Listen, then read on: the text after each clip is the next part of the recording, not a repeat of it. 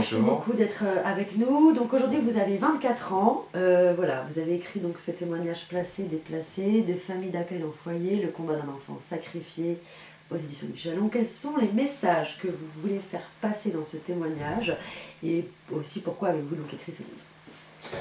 Donc avant tout, j'ai écrit ce livre pour une thérapie personnelle, car j'ai été placé pendant 14 années dans les foyers. J'ai vécu beaucoup de galères, beaucoup de souffrances dans ces structures de l'aide sociale à l'enfance, des structures qui sont gérées de façon, on va dire, opaque, et des fois ça peut terminer en drame, comme ça s'est passé pour mon cas, notamment lors d'une famille d'accueil, ça s'est très mal passé.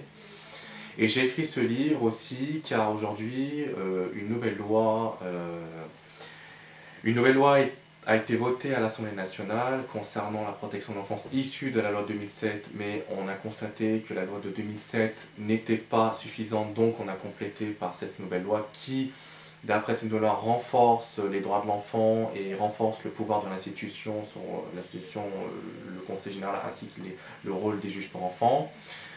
Je constate que dans cette loi, on n'évoque pas la responsabilité des parents comme dans mon livre je l'évoque.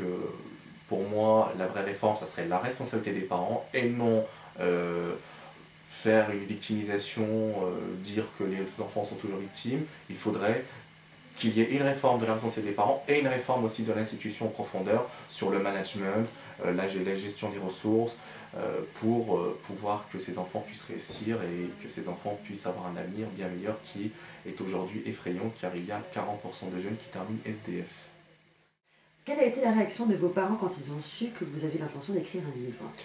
Alors la réaction de mes parents a été très brève, beaucoup de questions, beaucoup d'incertitudes aussi pour les deux parents parce qu'ils savent ils savent pas pourquoi j'écris ce livre. D'autant plus que mes parents remettent en question beaucoup de choses, notamment sur les psychiatres qui ont dit des choses sur nous en tant qu'enfants. En fait, mes parents remettent en question le placement, malgré qu'ils n'ont rien fait, mais mes parents bon, sont très, je ne vais pas dire très remontés, mais pour ma mère, oui, très remontés. Pour mon père, mon père dit qu'il a qu'à faire sa vie. Voilà, mon père, pour lui, ça ne le concerne pas, cette vie pour lui, je ne suis pas son fils, concrètement. D'accord. Donc, et aujourd'hui, quels sont les rapports que vous entretenez avec eux? Je n'ai plus vraiment de relation avec eux, hormis dans les convocations judiciaires, hormis dans les coups de téléphone qu'on peut avoir. Alors les coups de fil qu'on a sont très tendus, ça a même été allé jusqu'aux menaces, des menaces sur mon intégrité de la part de parents. Je trouve ça un peu scandaleux. D'accord. Avez-vous gardé des liens avec vos familles d'accueil et des enfants que vous avez rencontrés durant votre parcours? Au sujet des familles d'accueil, je n'ai gardé aucun lien. Des deux premières, alors la première famille d'accueil que j'ai faite, j'étais parti très tôt, j'étais très petit à l'époque et on m'a pas donné plus d'explications. Et concernant la deuxième, non, puisque c'était une famille d'accueil où j'ai terminé en tentative de suicide et voilà, il y a eu beaucoup de problèmes au sein de cette famille d'accueil et malgré ça, j'ai voulu tourner la page. Et des enfants Des enfants, quelques jeunes que j'ai gardé contact Ouais. dans les divers foyers et lieux d'accueil, mais sinon je n'ai plus gardé aucun contact avec les jeunes, chacun fait sa route.